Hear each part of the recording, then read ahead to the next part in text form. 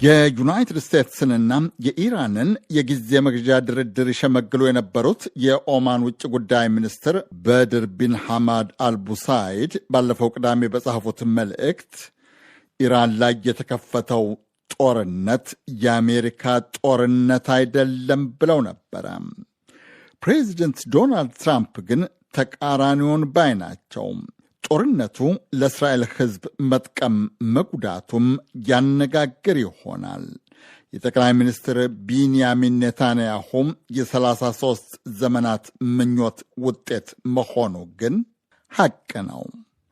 ጦርነቱ የኢራን እስላማዊ ሪፐብሊክ የህልውና የ37 ዓመት ገዥዋ አስተምሮት መታደጊያም ጦርነት ነው። አያቶላህ አሊ ሁሴን ኻሚኔይ ግን ተገደሉ ወይም እንደ ሃይማኖት እስላማዊ አብዮታቸው አስተምሮ በታላቁ ቅዱስ ወር ረመዳን ሸሂድ መስዋዕት ሆኑ። ትራምፕ ኔታንያሁ ግን አሁንም አለመርካታቸው እንጂ የዚያ ምድር አበሳ። የአፍታ ዝግጅታችን ትኩረት ነው። አብራችሁን ቆዩ።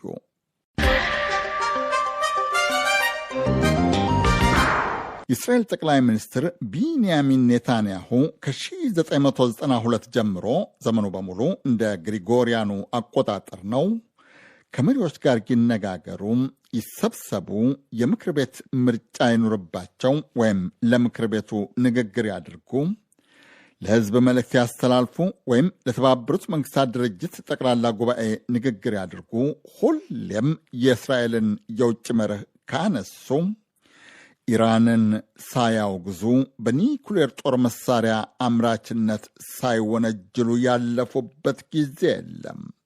ኢራን የኒኩሌር ጦር መሳሪያዎችንና መተኮሻ ሚሳይሎችን ለማምረት የምታደርገውን ጥረት በጭራሽ አላቆመችም። 1989 ግን ለያኔው የ39 ዓመት እስራኤላዊ ዲፕሎማት ጥሩ ዓመት አልነበረም። ለቢንያሚን ኔታንያሁ እንደ አብዛኞቹ የሀገራቸው አክራሪ ፖለቲከኞች ሁሉ ሁለት ጠላቶችን በአንድ ያዳክማል ብለው ያሰቡት የኢራቅና የኢራን ጦርነት ከ8 ዓመታት መቀጣቀጥ በኋላ በሰላም ስምምነት ቆመ። ሰኔ 1989 የኢራን እስላማዊ ሪፐብሊክ መስራች አያቶላህ ሩሆላህ ሙሴቪ ሆሚኔይ ሲሞቱ አዲሱ የኢራን ስርዓት ይፈረካከሳል የሚለው ግምትም ለነ ኔታንያሁ አልያዘላቸውም። እስከያኔው የኢራን ፕሬዚደንት አያቶላህ አሊ ሁሴን ኻሚኔይ የልዕለ መሪነቱን ስልጣን ይዘው እስላማዊውን ስርዓት ያጠናክሩት ገቡ። መስከረም 1989 እኒያ ቅብጥብጥ፣ ጮሌም፣ ቀልጣፋ፣ ሙልጭልጭ ደግሞ መልከ መልካም፣ አክራሪ፣ ረቂቅ እንግሊዝኛ ተናጋሪ ዲፕሎማት ለወራት የጣሩ የባተሉ ያሴሩበት ዲፕሎማሲ ከሸፈ። እስራኤል ዩናይትድ ስቴትስና ተከታዮቻቸው አሸባሪ የሚሏቸው የፍልስጤም ነፃ አውጪ ድርጅት ሊቀመንበር ያሲር አረፋት ለተባበሩት መንግስታት ድርጅት ጠቅላላ ጉባኤ ለመጀመሪያ ጊዜ ንግግር አደረጉ። ኔታንያሁ በዚሁ ዓመት ዲፕሎማሲውን ትተው ምክትል ሚኒስትርነትን ተሾመው የሙሉ ጊዜ ፖለቲከኛ ሆኑ። ወዲያው የምክር ቤት ክኔሴት እንደራሴ በ1992 ለምክር ቤቱ ባደረጉት ንግግር ኢራን ከ2 እስከ 5 ዓመት ባለው ጊዜ ውስጥ የኒኩሌር ቦምብ መስራት እንደምትችል መገመት አለብን አሉ። በ1995 ባሳተሙት አሸባሪነትን መዋጋት ባሉት መጽሐፋቸውም ይህንኑ ደገሙት። ጊዜው በእርግጥ ተለውጧል። የኔትንያሁ ገደብ ግን ያው ነበር፣ ከ2 እስከ 5 ዓመት። በ2002 ለዩናይትድ ስቴትስ ምክር ቤት በሰጡት ቃል ግን ከፕሬዚደንት ጆርጅ ደብሊው ቡሽ ፍላጎት ጋር እንዲጣጣም አስበው ኢራቅ እንድትወረር ጠየቁ። የኒኩሌር ቦምብ በመስራትም ኢራቅን አስቀድመው ኢራንን አስከትለው ወነጀሉ። የኒኩሌር ጦር መሳሪያ ቀድሞ ለመታጠቅ የሚፎካከሩት ሁለቱ መንግስታት ኢራቅና ኢራን ናቸው። የቡሽ ኔታንያሁ ብሌርን ፍላጎት ለማርካት ኢራቅ በ13 ዓመት ለሁለተኛ ጊዜ ጋየች። 100 ሺዎች ረገፉ፣ ሚሊዮኖች ተሰደዱ። ያቺ የመካከለኛው ምስራቅ ጠንካራ የሜሶፖታሚያዋ ሱልጡን ሀብታም ሀገር ወደመች፣ ተከፋፈለችም። መሪዋም በአደባባይ ተሰቀሉ። የኒኩሌር ይሁን የጅምላ ጨራሽ ጦር መሳሪያ ግን በቡሽ ብሌር ኔታንያሁና ደጋፊዎቻቸው አእምሮ እንጂ በዚያ ምድር በርግጥ አልነበረም። የሌለ አይገኝም። የቴል አቪቭ፣ ዋሽንግተን፣ ለንደን መሪዎች ግን ለድፍን ዓለም በመዋሸታቸው ሉዓላዊ ሀገር በመውረራቸው ይሁን ሕዝብ በማስጨረሳቸው ወይም ሕግ በመጣሳቸው የጠየቃቸው የለም። የሀገራት ሉዓላዊነት፣ የግዛት አንድነት፣ የዓለም ሕግ፣ የሰዎች ሕይወት፣ የተባበሩት መንግስታት ድርጅት ቻርተር፣ የዓለም ፍርድ ቤት ውሳኔ የሚከበረው በእርግጥ ለጉልበተኞች ሲጠቅም ብቻ መሆኑን ዓለም እንደገና በግልጽ አየ። ጉልበተኞቹም የፍልስጤም ሕዝብን ጥያቄ ሕይወት አንጡራ ምድሩን ጭምር እየደፈለቁ ጠንካራ ክንዳቸውን ኢራን ላይ አነጣጠሩ። ጋዛ ላይ ባለቀው ሕዝብ ምክንያት የዓለም ፍርድ ቤት በጦር ወንጀለኝነት የእስር ማዘዣ የቆረጠባቸው ኔታንያሁና ለሰላም መቆማቸውን ደጋግመው የሚናገሩት ዶናልድ ትራምፕ ከሳሽም ፈራጅም ቀጭም ተቆጭም ሆነው በድርድር መሃል ኢራንን አምና ሰኔ ላይ ደበደቡ፣ አረኩም። በቀደም ቅዳሜ ደገሙት። የኢራንን የ37 ዓመት መንፈሳዊ መሪና ገዥን ከብዙ ባለሥልጣኖቻቸው ጋር ገደሉ። ለኔታንያሁ የ33 ዓመት ምኞት ተሳካ። ዛሬ ጠዋት በከባድ አስደናቂ ጥቃት ቴህራን መሃል የሚገኘውን የአምባገነኑን የሆሚኒን ቅጥር ግቢ አውድመነዋል። ለ35 ዓመታት ይህ ጨካኝ አምባገነን በተከታዮቹ አማካኝነት ዓለምን ያሸበረ፣ እስራኤልን ለማጥፋት ምንም ሳይጠነቀቅ ያለ እረፍት የጣረ ነው። ይህ ዕቅድ ተወግዷል። ይህ አምባገነን ለመወገዱም ብዙ ምልክቶች አሉ። የዩናይትድ ስቴትስ ፕሬዚደንት ዶናልድ ትራምፕም ዘግየት ብለው የኔታንያሁን መልእክት ደገሙት። አያቶላህ አሊ ሁሴን ኻሜኔን ወነጀሉ። ሰውየው ግን የሺአ እስልምና ርዕሰ ርዑሳን፣ የኢራን እስላማዊ አብዮት ዕውቅ ፖለቲከኛም መሪም ነበሩ። በኢራን ታሪክ ለመጀመሪያ ጊዜ የሀገሪቱ ሕዝብ በእንደራሴዎቹ አማካኝነት የመረጣቸው ጠቅላይ ሚኒስትር መሐመድ ሞሳዴክ ዩናይትድ ስቴትስና ብሪታንያ በመሩና ባስተባበሩት መፈንቅለ መንግሥት በ1953 ከሥልጣን ሲወገዱ አሊ ሁሴን ኻሜኔይ ገና የ4 ዓመት ልጅ ነበሩ።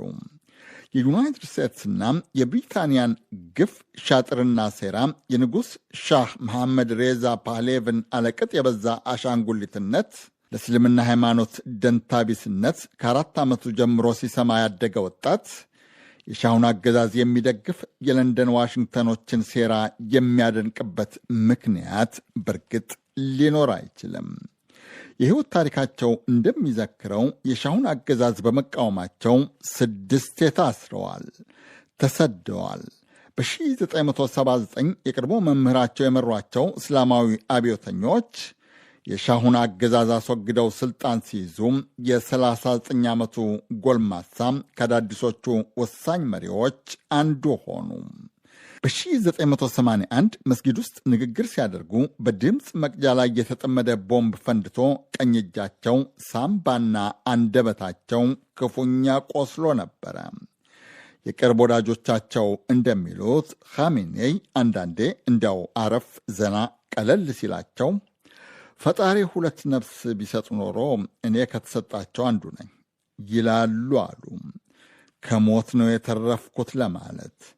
ቅዳሜ ግን በርግጥ አልተረፉም። ኔታንያሁ እንዳሉት ኻሜኔይ ለቴል አቪቭ ዋሽንግተን፣ ምናልባትም ለሌሎች ምዕራባውያን ፖለቲከኞች አምባገነን፣ አሸባሪ፣ ጨካኝ ናቸው። የቀድሞው የኢራን ንጉሳዊ ቤተሰቦችን ጨምሮ እስላማዊ አብዮቱን የሚቃወሙ ኢራናውያንም በኻሜኔይ መገደል ደስታቸውን በአደባባይ ሰልፍ ገልጸዋል። መገደላቸው እንደተሰማም የእስራኤል አሜሪካኖች ቦምብ ሚሳይል በሚዘንብበት መሃል የቴህራን አደባባዮችን ላጥለቀለቀው ኢራናዊ ለካራቺ፣ ለኢስላማባድ፣ ለካሽሚር፣ ለባግዳድ፣ ለባስራ፣ ለቤይሩት፣ ለደቡባዊ ቱርክ ሕዝብ ግን ኻሜኔይ ጽኑ መንፈሳዊ መሪ፣ በተቀደሰው የረመዳን ወር የተሰዉ ክቡር ሰው ነበሩ። ለዶናልድ ትራምፕ ሐቁ ያው ተቃራኒው ነው። ሰውየው ገዳይ ናቸው። Iran's formerly supreme leader የቀድሞ የኢራን ሉዓላዊ መሪ አያቶላ ኻሜኔይ ሞቷል። ይህ ክፉ ጨካኝ ሰውዬ እጁ ላይ በመቶ ምናልባትም በሺህ የሚቆጠሩ አሜሪካውያን ደም አለበት። ቁጥር ስፍር የሌላቸው በሺዎች የሚቆጠሩ የብዙ ሀገራት ዜጎችን በማስገደልም ተጠያቂ ነው። ቁጥር ስፍር የሌላቸው በሺህ የሚቆጠሩ የዚህን አይነቱን ስሌት ትራምፕ ያውቁታል። እኛ ሌላ ቁጥር እናስላ።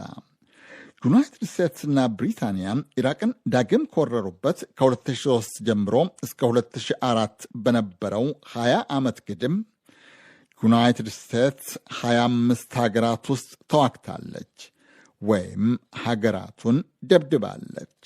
አጥኚዎች እንደሚሉት የራሷ የዩናይትድ ስቴትስና የተባባሪዎቿን ዜጎች ጨምሮ ከ1 ሚሊዮን የሚበልጥ ሰው ተገሏል። ከ3 ትሪሊዮን ዶላር በላይ ሀብትና ንብረት ወድሟል።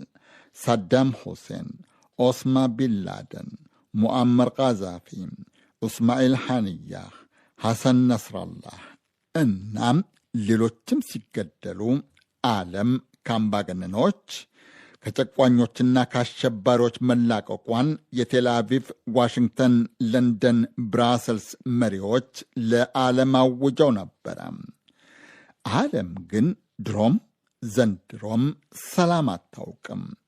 አምና ጥር ለሁለተኛ ጊዜ የዩናይትድ ስቴትስን የፕሬዝደንትነት ስልጣን የያዙት ዶናልድ ትራምፕ የሰላም ፕሬዝደንት ነኝ ብለው ሲደሰኩሩ ነበረ። አኩሪው ታሪኬ ሰላም ማስፈንና አንድነትን ማጽናት ነው። የትራምፕ መልእክት የልዕለ ሀያሊቱ ሀገር መሪዎች የጦርነትን አትራፊነት ብቻ ሳይሆን አስከፊነቱንም የተረዱ መስለው ነበረ። ከመምሰል ግን በርግጥ አላለፈም።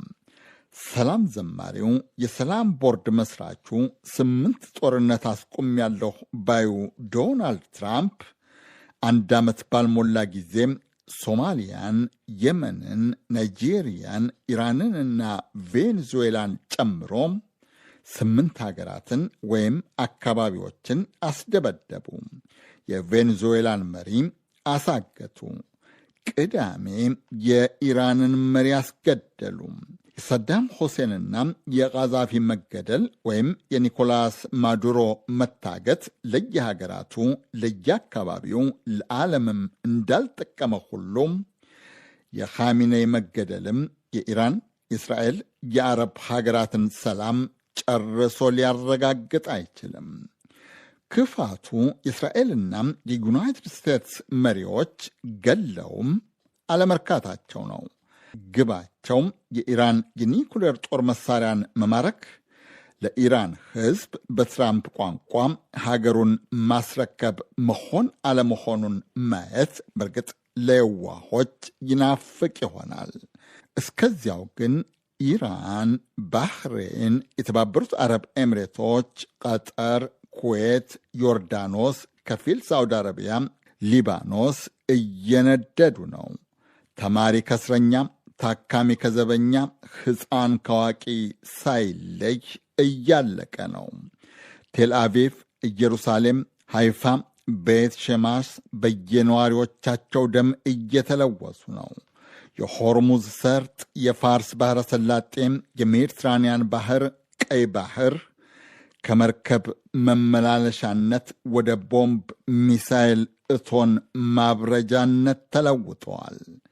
የድፍን መካከለኛው ምስራቅ የአየር ክልል ከአውሮፕላን መብረሪያነት ወደ ሚሳይል አረር መምዘግዘጊያነት ተለውጧል። አውሮፕላን ማረፊያዎች መጓጓዣ ያጡ መንገደኞች ጊዜያዊ መጠለያ ጣቢያ ሆነዋል። የነዳጅ ዘይት ዋጋም በየሰዓቱ እያሻቀበ ነው። በአንድ ሐረግ ዓለም ተመሰቃቅሏል። ነጋሽ መሐመድ ነኝ። ቸር ያሰማን።